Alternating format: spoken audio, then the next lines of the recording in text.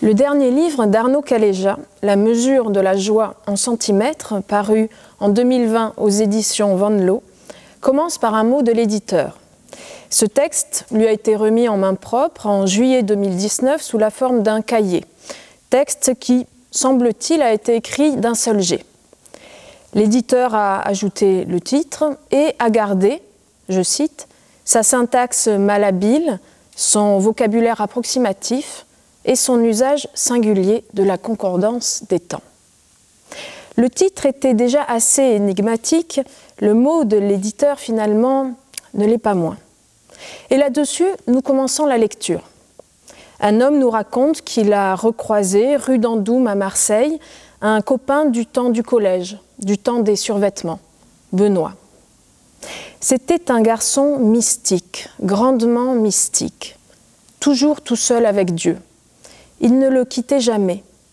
Un garçon seul avec des grandes forces cosmiques qui sont grandes et mystiques, et avec lesquelles il restait avec, dans une solitude complète.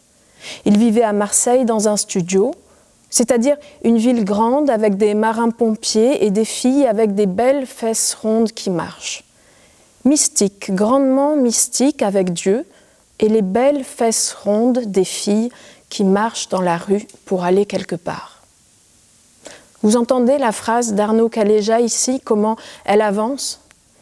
Dans un livre précédent, un titre simple, il écrivait « J'aime une phrase quand elle ne fait que dire.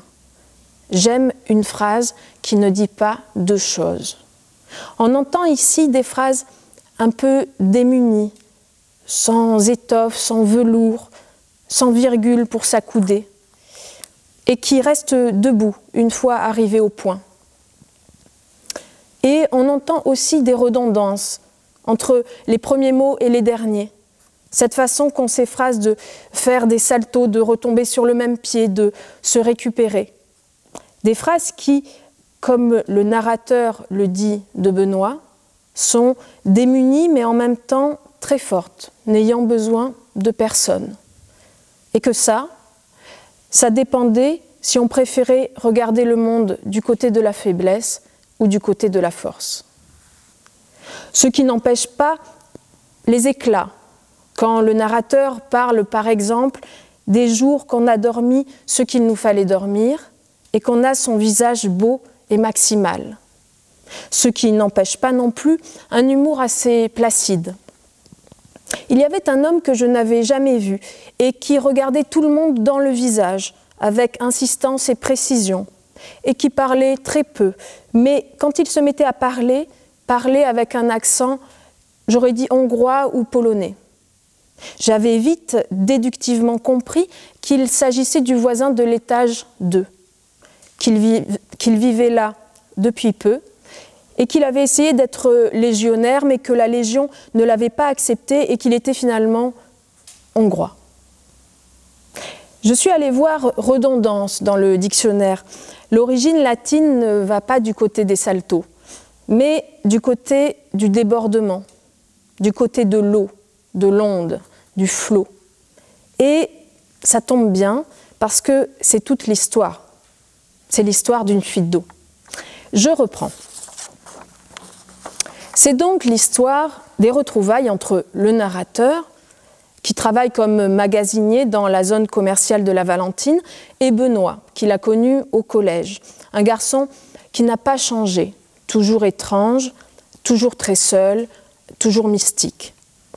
Et qui écrit toujours, dans ses cahiers, des pensées et des dialogues qu'il a avec Dieu, avec des forces cosmiques ou avec des morts. Ils se voient, boivent des bières, mangent des pizzas. Benoît ne veut pas accompagner le narrateur à la mer, aux légionnaires, alors il y va seul et il s'entraîne à ne pas être tué par le regard des filles. Et puis cela l'intrigue, ces cahiers. Benoît vivait à l'endroit d'un signal qui émettait tout le temps, nous explique-t-il. Alors il l'interroge et il apprend que Benoît réceptionne des messages des morts et les envoie aux vivants. Avec à propos, le narrateur demande si les vivants répondent. « Jamais », dit Benoît. Et l'histoire, c'est qu'il y a une fuite d'eau chez Benoît. Impossible à stopper. Une fuite d'eau qui finit par faire des dégâts à tous les étages. Pour ce garçon tout enfermé, c'est perturbant que quelque chose fuit, s'infiltre, circule, déborde. Et c'est à ce moment-là que le narrateur nous dit « Maintenant, je vais écrire le début proprement dit de ce que je veux dire. » Parce que la rigueur de Benoît à écrire ses cahiers, le fait qu'il ne tombait jamais, qu'il n'était jamais en position de tomber, ont donné envie au narrateur d'écrire. Pour, dit-il, se tenir dans la vie. Il cherche des exercices pour tenir une contenance, tenir la posture, trouver son allure, son ordre des choses, ses façons de faire. De Benoît, le narrateur disait encore qu'il était comme un feu. Un feu, un jour, s'éteint, mais en attendant, il ne tombe pas. Benoît ne tombe pas. Les phrases du narrateur se récupèrent. Et vous savez quoi ? La fuite d'eau, en fait, elle monte.